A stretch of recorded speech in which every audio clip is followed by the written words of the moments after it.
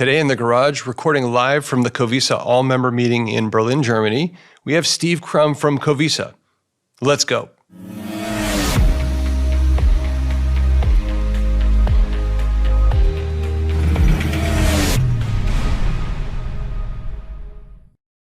Welcome to the garage. I'm John Heinlein, Chief Marketing Officer from Sonatus. We're recording live at the COVESA all-member meeting in Berlin, Germany. And my guest today is the Executive Director of COVESA, Steve Crumb. Steve, welcome to the garage. Thank you. Glad to be here. You know, Sonatus has been a longtime member of COVESA, and we've known each other for a long time. I'm excited that we were able to record here. So by the way, thank you for hosting us, and excited to have you on the podcast as well. Absolutely, my pleasure. Yeah, so start by telling us about you personally, and then we'll get into COVESA as well. Well, I've been the Executive Director of COVESA since its inception, when it was the Geneva Alliance 16 years ago. I helped start it, and I've been the Executive Director ever since. It's been a great ride. It's been a privilege to serve the automotive industry over those 16 years, and to see an organization like COVESA, grow and prosper and really impact the automotive industry. That's great. Tell us about your background a little bit. Yeah, well, I started out in computer science, like most people my age that were interested in something new, and I jumped into a number of different programming jobs in the early days, big mainframes, back then, and eventually I had the privilege of going to work for a friend of mine at the University of Illinois in the Supercomputer Center, and that got me at kind of the bleeding edge of the internet. I didn't invent the internet, but I was kind of there when it was being invented. And that allowed me to move around not only in academic circles, but also in corporate circles. Ended up working at Motorola for a number of years. Yeah, and you have to tell us a fun fact about you. Well, the fun fact is related to Motorola, and it does date me quite a lot, because I was the person that installed the very first internet-based email server for Motorola Corporation. So that really dates me. a little bit, but that is a fun fact. And my fun fact, I was trying to have a fun fact back to our guest. My fun fact is when I was at Stanford, in getting my Ph.D. at Stanford, my office mates were two guys named Jerry Yang and Dave Filo, who were the founders of Yahoo. Okay. And so there was a period of time when I had the root password to the Yahoo machine. And so I think that was a fun fact. That is a fun fact. That is a fun fact. But anyway, had I gone with those guys, we would be retired on my boat and having wine right now, but I didn't do that. So thank you for joining us. So now tell us about COVESA a little bit more, about the mission of COVESA and kind of who the members are and so on. The mission of COVESA is very simple. We're all about accelerating the value of connected vehicles today and in the future. We do that in a number of ways. We build a global collaborative community. We do everything in the open. We strongly believe and had a 15-year history of open collaboration, open source licensing of all of our deliverables. We feel like that is the way to stimulate innovation, to push technologies out into the industry, to impact things like regulatory issues and things that are happening in Europe, such as the EU Data Act and so forth. And so COVESA is decidedly open. It's a community of great members like Sonatus and others who come together and first of all think about business challenges. We do not create technologies just for the sake of creating technology. Whenever we charter a new group or a new project, we always say, what is the business challenge that we're trying to solve? And then we launch the technology project after that. And most often we do solve it. And so COVESA is all about business and technology, hand in hand, solving challenges for the connected vehicle ecosystem. Yeah, we've had some incredible sessions here at the member meeting, both business and technical kind of running in parallel, some great discussions. We've talked about AI, we've talked about data, we've talked about connected services, many other things. One of the things that is so important to Sonatus and one of the key initiatives you're working on is the Vehicle Signal Specification. I wonder if you can kind of introduce that to us and say what problem you're trying to solve. Sure. Yeah, Vehicle Signal Specification is solving a very big business problem, and that is that every OEM in the world has a different way of describing their vehicle data in their vehicle and even in the cloud. And even some OEMs that are multi-brand OEMs, they even describe vehicle data differently brand by brand. So what that does is it just introduces a level of complexity, a level of cost, a need for translation layers to get the data into a usable form that they can build insights around, develop new features and connected services around.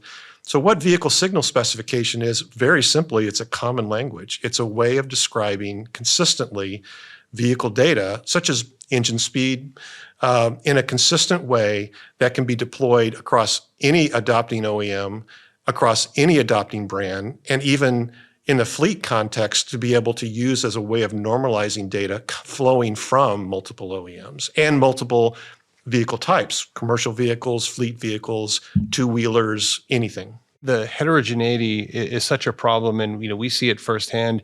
Even within a single OEM, you can have differences, and so there's a real value in creating that.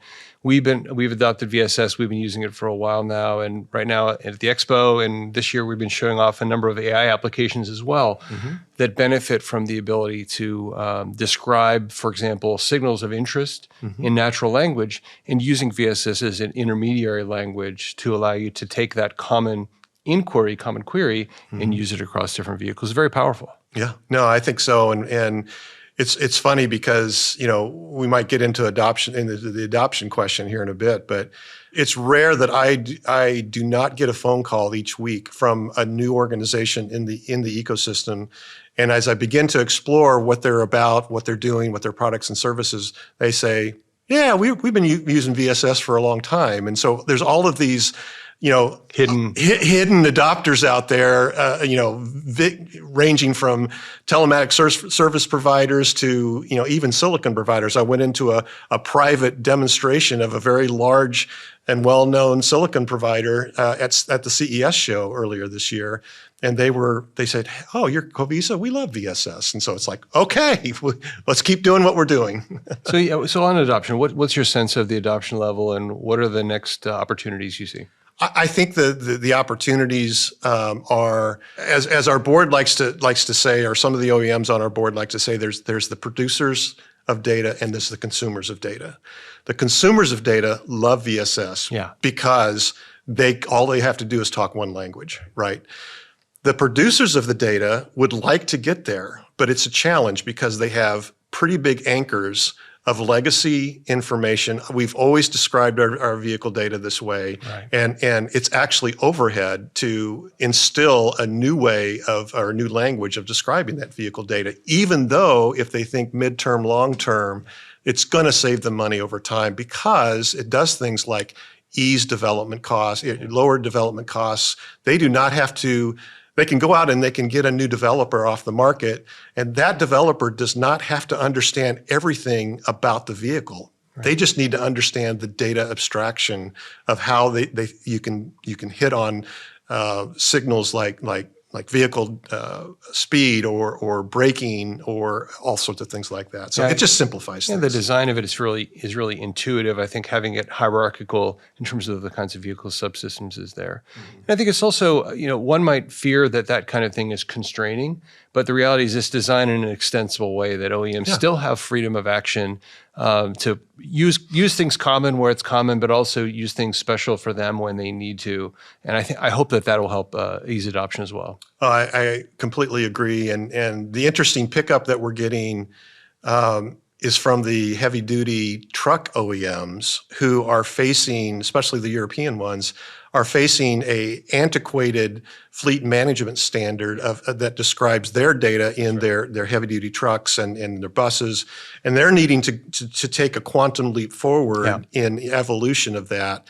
They're looking seriously at using VSS as that quantum leap to bring their data management into this century. Yeah, I mean, VSS not broadly applied into heavy vehicles to date, but we're seeing a lot of interest in that as well, and I think there's a huge opportunity. Yeah, huge opportunity for sure. What are some other initiatives that COVESA is working on that you're focusing on? Well, I mentioned commercial vehicle and fleet management. There's a lot of pull from fleet organizations who have to, at the end of the day, pay to get that vehicle data in all these different formats and make it into something that's useful to them. And so instead of doing something in a proprietary way, they're saying, let's adopt an open way of doing this. And so they see the attractiveness of VSS for sure. And the commercial and fleet management expert group is working with those fleet managers. They're working with the heavy duty and commercial vehicle OEMs, and they're saying, look, let's pave a way for the future. It may be painful in the short run, but let's get there. And so that's another significant initiative. How can we maximize the potential of VSS in the commercial vehicle and fleet management space? Another main activity that we're doing isn't so much data related, although there is a relationship to data, and that is the Android Automotive AOSP, Automotive AOSP App Framework Expert Group. And it's a very simple mission. If I'm a Spotify and I want to write an application that can be deployed in any OEM without having to rewrite it, Right.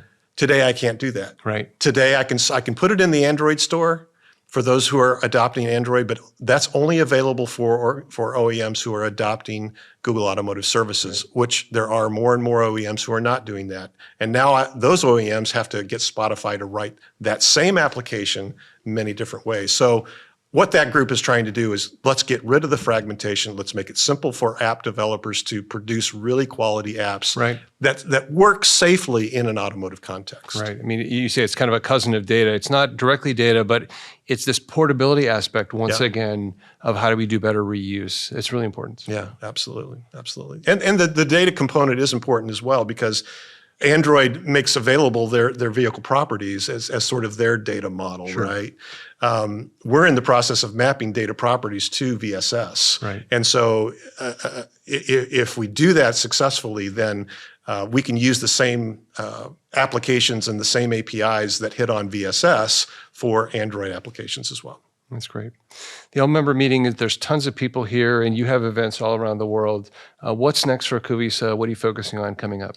What are we focusing on? Well, yeah, I mean, we're actually in the midst of planning to do a all-member meeting in Asia. We've had a lot of pull. You've never done that before. Well, we've done it when we were in Geneva, but not since we have rescoped into COVESA. We're excited that Honda just recently joined our board of directors. Nissan joined as a member.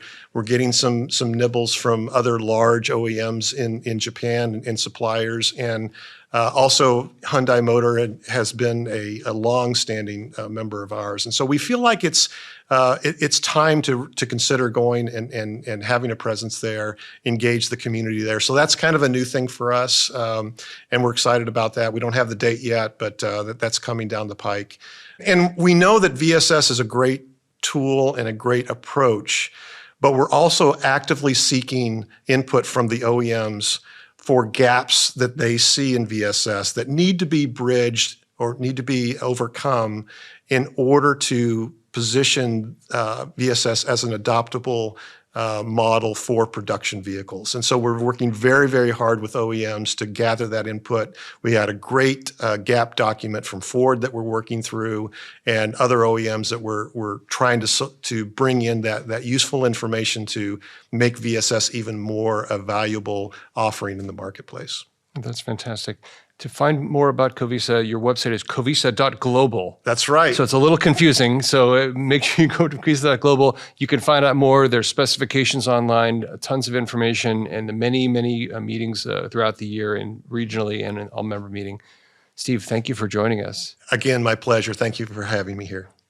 If you like what you're seeing on The Garage, please like and subscribe to see more episodes like this. We want to thank COVESA for letting us film at their event, and we look forward to seeing you in another episode of The Garage very soon.